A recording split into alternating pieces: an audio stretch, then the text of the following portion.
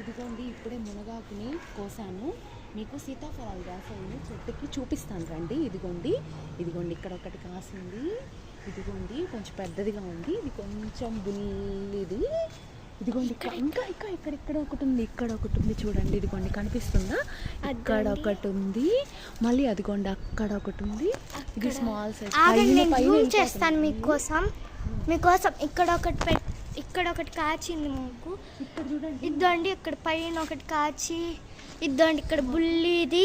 మళ్ళీ ఇక్కడ ఒకటి కాచింది. ఇది మేము అస్సలు చూసుకోలేదు, మీకు వీడియో తీసేటప్పుడే చూస్తున్నాం.